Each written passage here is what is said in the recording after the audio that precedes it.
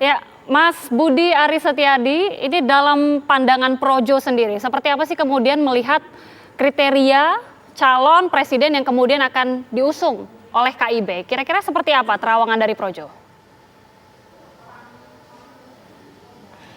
Yang pasti begini Mbak, ini sebagai bagian dari gerakan politik ini kan baru sampai pendahuluan.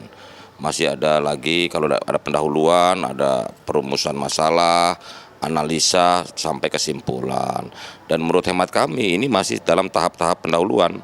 Nah, sedangkan mengenai pertanyaan tadi Mbak, yang Mbak sampaikan mengenai kriteria, bagi kami, bagi Projo ini adalah bahwa kepemimpinan nasional ke depan ini harus mampu mengeksekusi berbagai agenda-agenda politik kebangsaan dan kerakyatan, terutama yang sudah dipelopori oleh Pak Jokowi, begitu loh, terutama bagaimana kesinambungan dan kelanjutan program-program yang sudah dicanangkan oleh Pak Jokowi. Mengenai misalnya isu soal EKN, isu beberapa agenda mengenai dana desa, pembangunan dari pinggiran dan sebagainya lah.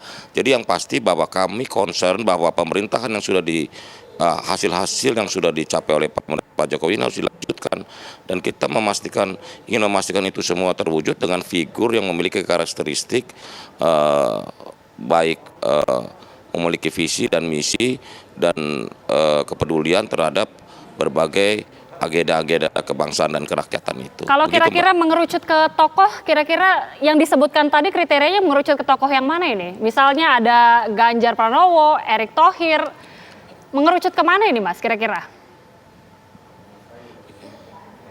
Nah, ini kan Pak Presiden sudah menyampaikan kepada kami ojo ke susu. Ojo ke susu ya Mas ya. Tetapi bahwa kriteria-kriteria itu mengacu kepada, iya. Tapi kalau ditanya ke siapa, bagi kami siapapun yang nanti diputuskan oleh Pak Jokowi untuk didukung pasti akan kami dukung.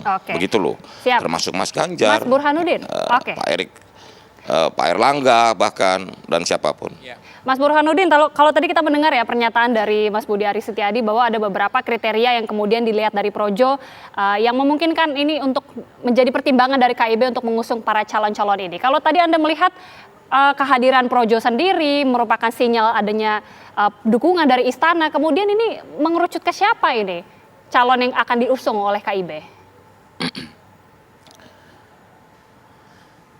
Iya, menurut saya masih terlalu dini untuk menyimpulkan bab pendahuluan atau bab kesimpulan di bagian awal. Jadi jangan meletakkan kesimpulan di bagian awal.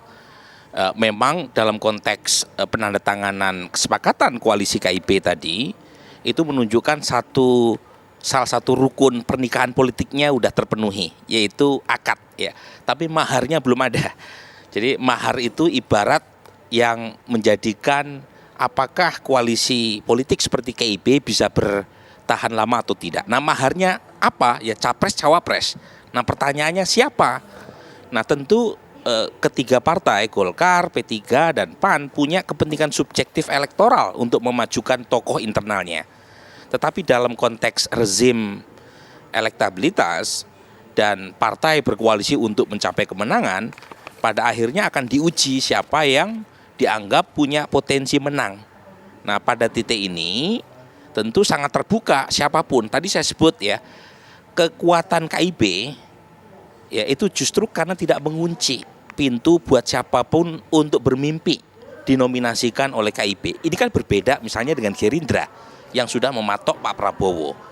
Ini juga mungkin agak berbeda dengan PD Perjuangan, karena bagaimanapun Ibu Mega punya privilege untuk menentukan siapa capresnya. Atau berbeda dengan PKB yang sudah punya Caimin. Nah, kalau KIB ini kan tidak menutup pintu, meskipun Golkar mungkin punya kepentingan subjektif mencapreskan Pak Erlangga. Tapi kalau tidak disepakati oleh Bung Arwani sama Mas Soeharto di P3 atau tidak disepakati oleh Ketua Umum PAN Pak Zulkifli Hasan dengan Edi Suparno sekjennya, kan nggak jadi. Dan Golkar maju pun tidak cukup. Nah, jadi pada titik itu saya melihat karena ketiga tokoh dari internal koalisi KIB tidak memaksakan untuk maju, kalau misalnya tidak disepakati oleh ketiganya, pada titik itu justru menjadi kekuatan KIB.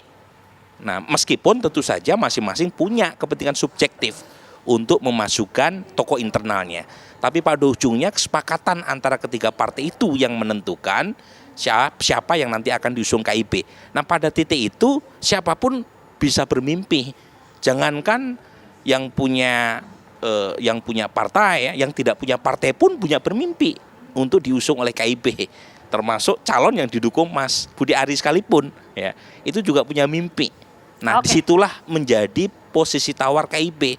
Apalagi KIB cukup untuk mencapreskan tanpa harus mendapatkan dukungan tambahan dari partai lain.